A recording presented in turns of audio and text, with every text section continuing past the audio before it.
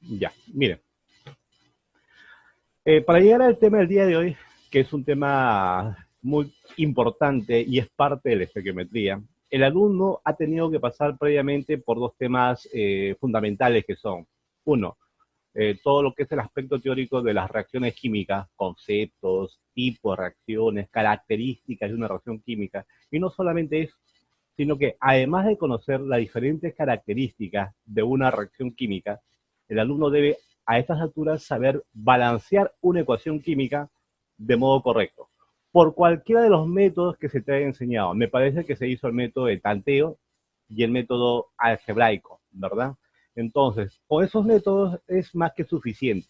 Repito, si un alumno no sabe balancear una ecuación química, es inútil que pretenda resolver un problema de estequiometría porque todo problema estequiométrico requiere previamente, casi siempre, ya en el 95% más de los casos, se requiere tener una ecuación química balanceada. Si una ecuación química está mal balanceada, todo el procedimiento posterior va a estar de todas maneras mal. ¿Ok? Muy bien. A ver, ¿qué parte de la estequiometría hoy día vamos a estudiar? Vean. Ustedes saben que una reacción química tiene dos partes muy importantes que son los reactantes y los productos. Los reactantes los que están al lado izquierdo, los productos los que están al lado derecho. ¿Ok?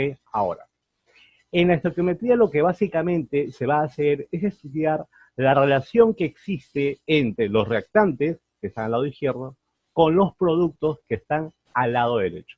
Ahora, ese estudio, el estudio de estas relaciones se va a dividir en dos categorías. Por un lado tengo a esas características de masa y peso, por un lado, y por otro lado tengo a las características del volumen. Precisamente al estudio de esas características de masa y peso entre reactantes y productos, a eso le vamos a llamar leyes ponderales. ¿Ok? Entonces, ¿qué vendría a ser una ley ponderal? Desde el punto de vista conceptual, podremos decir que son leyes químicas que estudian la relación que existe entre las cantidades de las sustancias que intervienen en una reacción. Ahora, no olviden que estas leyes ponderables son parte de una ley más grande llamada leyes de las transformaciones químicas, que son aquellas que rigen las combinaciones de las sustancias en una reacción química.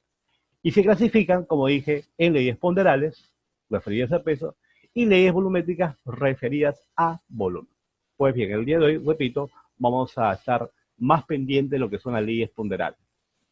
Ahora, cuando yo hablo de leyes ponderales, significa que existen varias leyes, ¿ok? Por ejemplo, acá tenemos la ley de la conservación de la masa, ¿ok? Otra ley, tenemos por ejemplo la ley de las proporciones constantes o definidas. Luego tenemos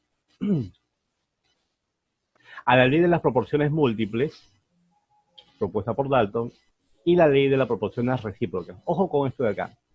Si hablamos, para ser estrictamente teórico, por así decirlo, cuando hablamos de leyes ponderales, en realidad se refieren a estas cuatro primeras. Repito, de la 1 a la 4 son estrictamente leyes ponderales, es decir, que están relacionadas con la masa o el peso. La quinta ley que acabo de colocar, conocida como ley de los volúmenes y combinación, la ley de los volúmenes de combinación propuestos por Guy Lusa en realidad son parte de las leyes volumétricas. Sin embargo, como es la única ley volumétrica referida a la estequiometría, o la más importante, la vamos a tocar de una vez, porque no va a ser un tema completo solo por una ley. ¿Ok? A ver, les comento algo. A ver, pongan atención con esto. Estas leyes obviamente me pueden servir para resolver un problema de estequiometría, pero les doy un consejo. De estas leyes, la que se usa más, o prácticamente la única que se usa de forma práctica, es la primera ley. Es decir, deben ustedes conocer todas las leyes para el aspecto teórico, porque en el examen obviamente te van a preguntar, por ejemplo, ¿quién propuso la ley de los volúmenes de combinación? Y tú contestas, Gay Lusser. Te puede preguntar, ¿qué ley propuso Richard? Y ustedes responden, la ley de las proporciones recíprocas. ¿Ok? O sea, para el aspecto teórico, muy bien todas. Pero para hacer problemas, la que van a usar o la que le va a servir más es la primera ley. Recordemos un poco, esta ley ustedes ya la conocen ya. ¿Ok? Esta ley más conocida a nivel general como aquella ley que dice que la masa no se crea ni se destruye, solo se transforma, ¿no? Propuesta por Antoine Lavoisier. Sin embargo, traducido al lenguaje estequiométrico, podemos decir lo siguiente. Ojo con esto. ¿Qué dice esta ley? Muy importante. La más importante de todas dice que la suma de las masas de las sustancias reactantes es igual a la suma de la masa de los productos obtenidos. Propuesto por Antoine Lavoisier aproximadamente el año de 1709. La segunda ley, permítame, puntero láser. La segunda ley está acá, propuesta por Proust aproximadamente el año de 1801, dice que siempre que dos sustancias se combinen para formar un nuevo producto, lo hace en proporción ponderal, fija y definida. De ahí viene, ¿no? Constantes o definidas.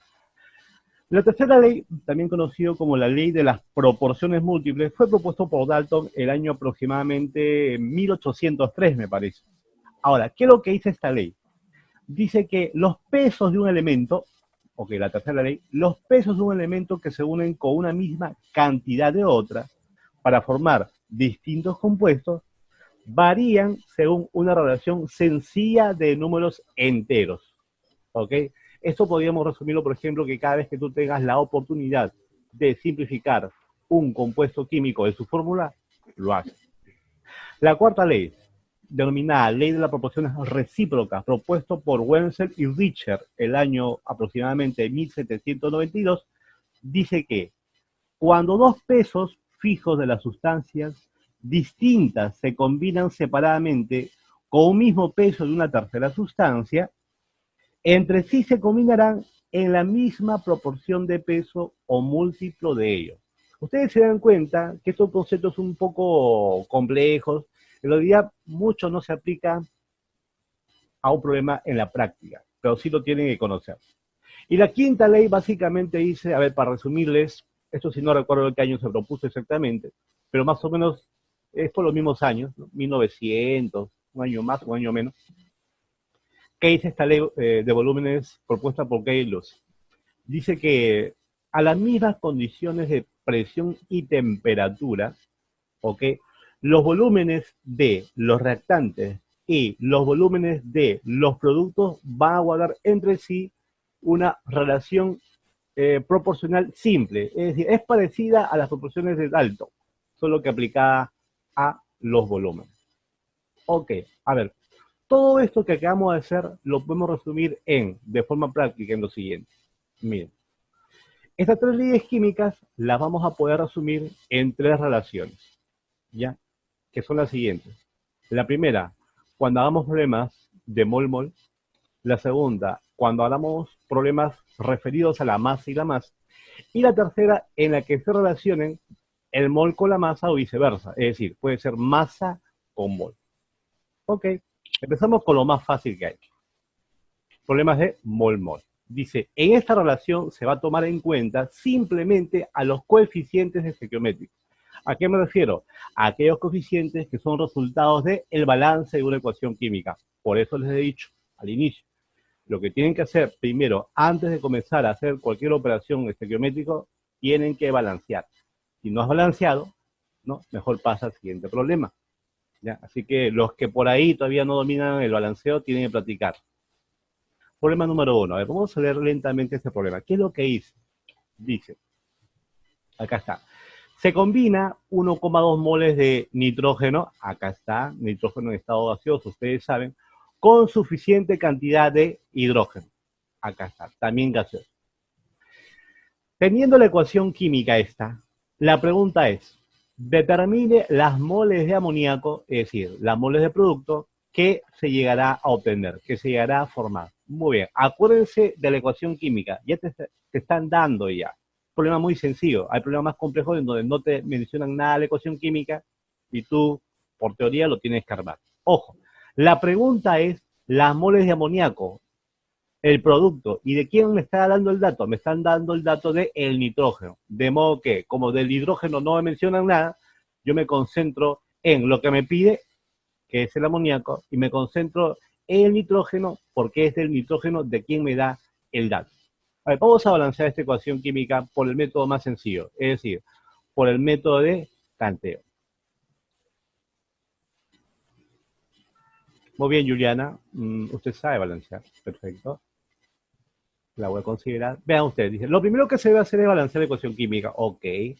A ver, balanceamos entonces. Por el método de tanteo. Vean ustedes. El método de tanteo, simplemente, gracias por tu respuesta. Si está bien tu respuesta, te considero. Y Andrea, a ver, vamos a acabar con el problema para ver si tienes la razón o no. Entonces, a balancear simplemente me doy cuenta de que como acá hay dos nitrógenos y acá solamente había uno, tenía que ponerle dos para que hayan dos a la izquierda, dos nitrógenos a la izquierda y haya también dos nitrógenos a la derecha. ¿Ok? Pero al colocar dos acá como coeficiente, yo he alterado la cantidad total de hidrógenos, que antes tenía 3, pero como coloqué 2 acá, se multiplica 2 por 3, 6, de modo que acá también tenía que haber 6. Por eso que yo puse 3 acá. ¿Por qué? Porque 3 por 2 es igual a 6. De modo que ahora ya tengo toda la ecuación química balanceada. Tengo 2 nitrógenos acá al lado y tengo 6 hidrógenos también, tanto al lado izquierdo como al lado derecho. Ahora, no olviden que la pregunta está referida a quién. Al amoníaco, que es esto de acá. Y el dato, ¿a quién se refiere? Al nitrógeno. Según el problema me decía que, a ver, la relación era esta. Como tú no ves nada acá, se supone que acá hay la unidad, un mol. Y acá tú ves que está el número 2. Los coeficientes estequiométricos jóvenes del balanceo son simplemente números, pero en la estequiometría se transforma en coeficientes estequiométricos, además representa la cantidad de moles. Es decir, yo puedo decir, antes de hacer problema, en la ecuación acá, diré que una mol de nitrógeno se combina con 3 moles de hidrógeno para dar 2 moles de amoníaco. Ok, pero me dicen que acá tengo un mol de nitrógeno y acá, ¿qué ves? El número 2. Entonces pongo 2 moles de amoníaco. Ahí está, 1, 1, 2, 2. Vamos ahora al dato del problema. El problema dice que me está dando la cantidad de moles de N2, que es igual a 1,2 moles. Pero desconozco la cantidad de moles que hay de amoníaco. Entonces, como yo desconozco la cantidad de moles de amoníaco, y es justamente la pregunta del problema, voy a colocar una X acá. Ustedes ya saben qué es lo que van a hacer.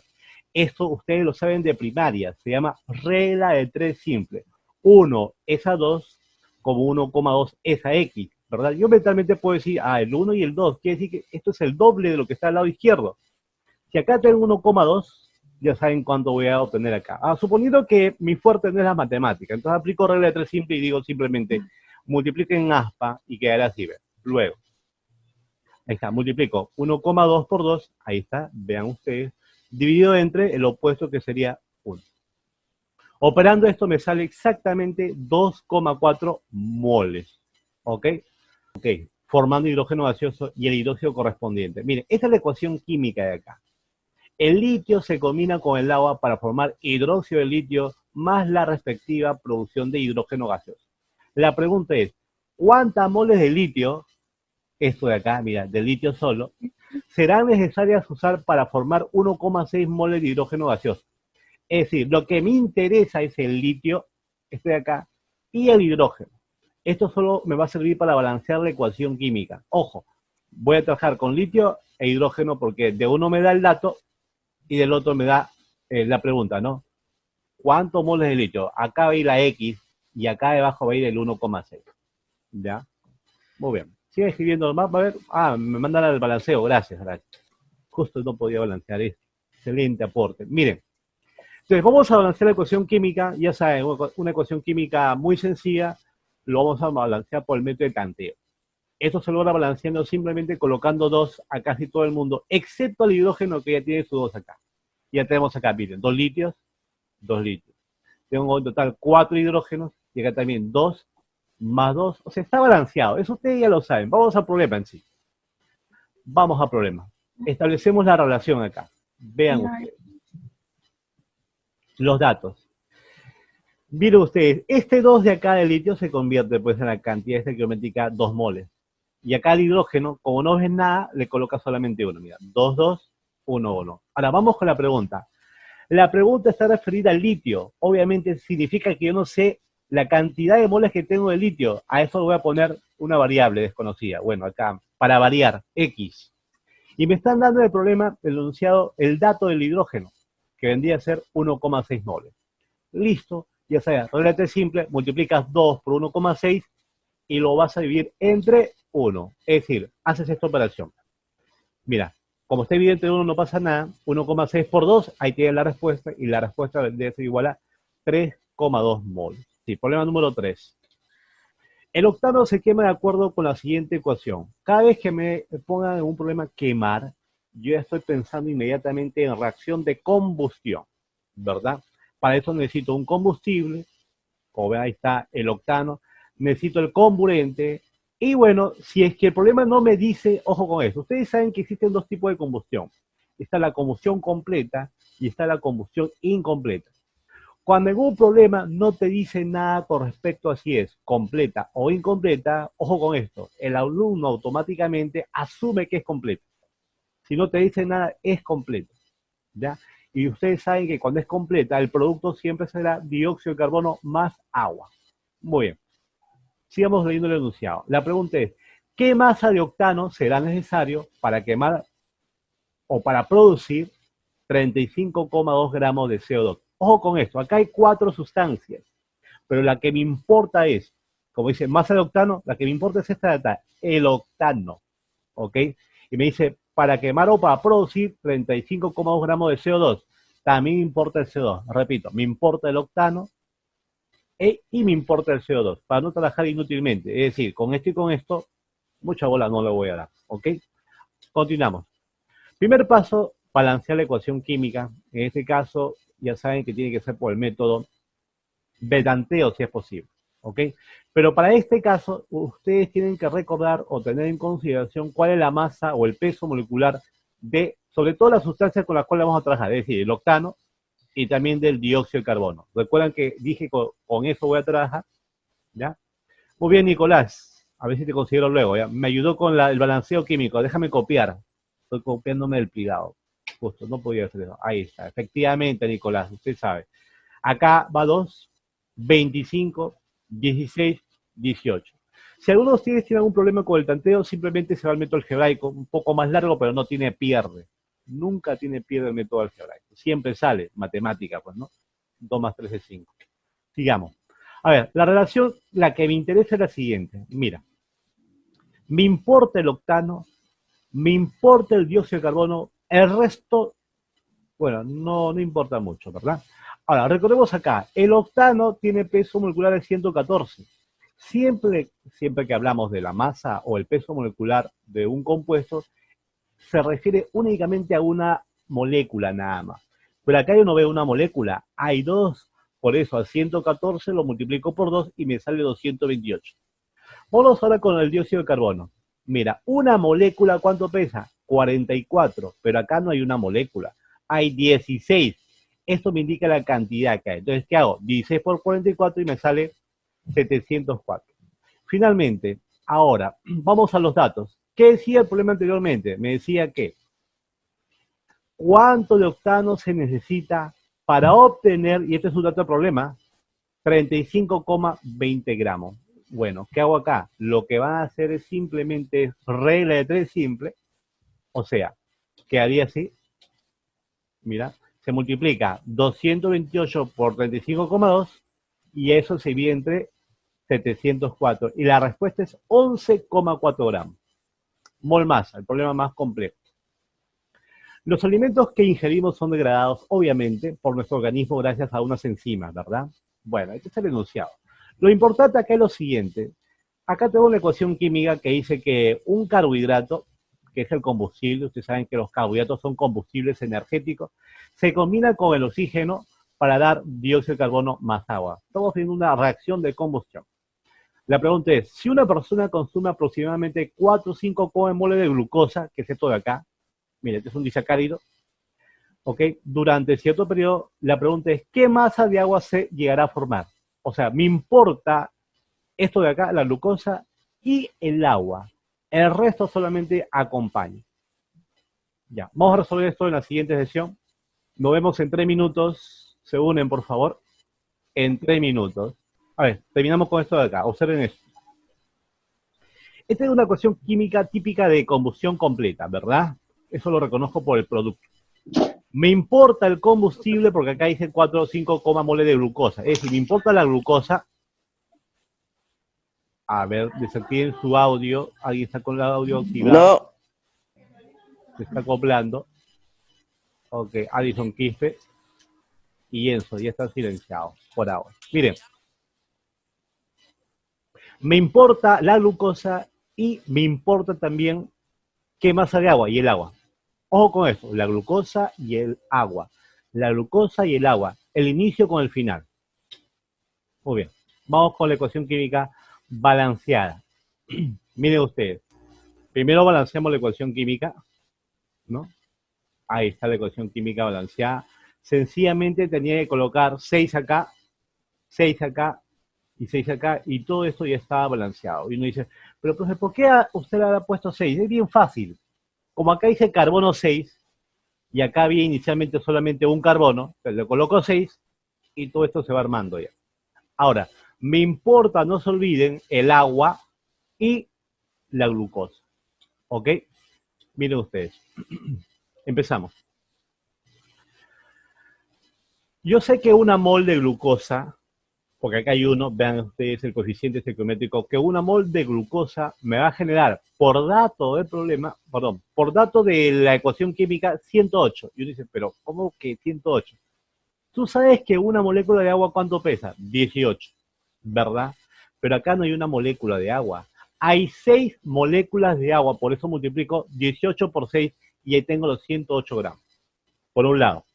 Por otro lado, el problema me da como dato de que yo tengo de glucosa 4,5 moles. Repito, eso es un dato de problema. Y la pregunta es, teniendo esta cantidad de moles de la glucosa, la pregunta final es, ¿cuántos gramos de agua se formará? Se acabó el problema. Lo único que tengo que hacer acá es regla de 3 simple, es decir, si me pide X, yo multiplico 4,5 por 108 y eso lo divido entre 1. Al hacer esta operación, me queda lo siguiente. Mira, es muy sencilla. Se multiplica arriba, dividido entre 1, y la operación finalmente me dará respuesta. Se va a obtener, a partir de esta cantidad de moles de glucosa, se obtienen 486 gramos del compuesto mencionado. Muy bien, ahora sí.